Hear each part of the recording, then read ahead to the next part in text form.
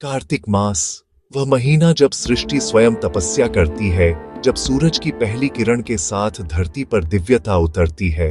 हिंदू धर्म में इसे देवताओं का महीना कहा गया है, क्योंकि इस मास में भगवान विष्णु, ब्रह्मा, महादेव तीनों की कृपा एक साथ बरसती है।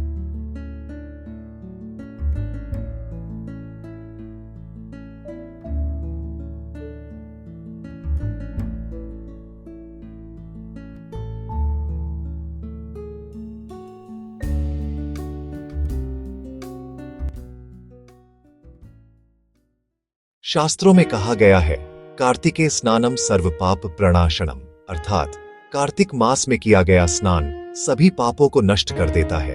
यह सिर्फ शरीर की शुद्धि नहीं, यह आत्मा की यात्रा है, पाप से पुण्य की, अंधकार से प्रकाश की ओर बढ़ने की यात्रा।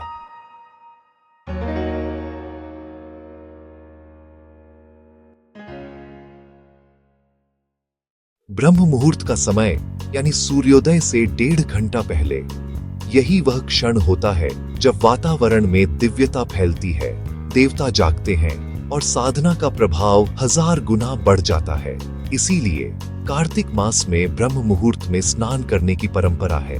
अगर पास में पवित्र नदी न हो तो घर में स्नान के जल में कुछ बूंदें गंगा जल मिलाकर ओम नमो नारायणाय या ओम नमः शिवाय मंत्र का जाप करें। यह साधारण सा दिखने वाला कर्म आपके चारों ओर की नकारात्मक ऊर्जा को मिटा देता है। कार्तिक मास में स्नान के बाद आता है तुलसी माता की पूजा का समय। तुलसी कोई साधारण पौधा नहीं, ये स्वयं भगवान विष्णु की प्रिया तुलसी देवी हैं, जिनके बिना विष्णु भगवान की पूजा अधूरी मानी जाती है। कहा जाता है, जिस घर में तुलसी का पौधा होता है वहां स्वयं लक्ष्मी का वास होता है। सुबह तुलसी के पास दीपक जलाने से घर में सकारात्मक ऊर्जा फैलती है और हर प्रकार की बाधाएं दूर होती हैं।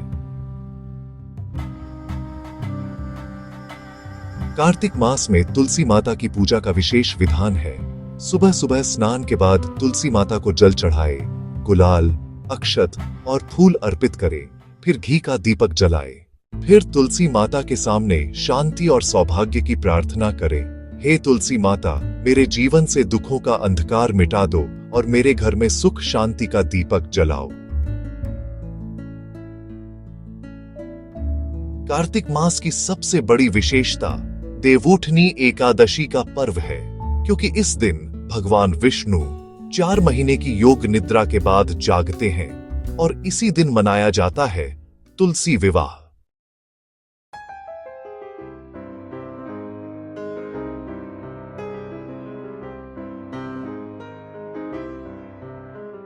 मान्यता है कि तुलसी विवाह करने वाला भक्त अपने जीवन में असंख्य पुण्य अर्जित करता है। उसके कुल में दरिद्रता कभी नहीं आती। इस दिन तुलसी माता को दुल्हन की तरह सजाया जाता है। उनका मंडप बनाकर शालिग्राम, भगवान विष्णु का प्रतीक, से विवाह कराया जाता है। विवाह के मंत्रों के साथ तुलसी जी के पास दीपक जलाना, मन में संकल्प लेना, यही वह क्षण है जब देवी देवता आपके घर में स्वयं उपस्थित होते हैं।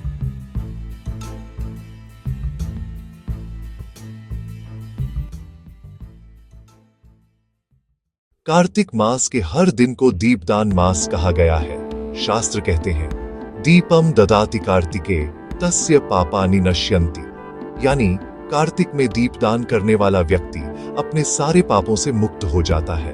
रोज संध्या के समय तुलसी माता के पास या घर के मंदिर में घी का दीपक जलाए और भगवान विष्णु का नाम ले। यही दीपक आपके भाग्य के द्वार खोल देता है।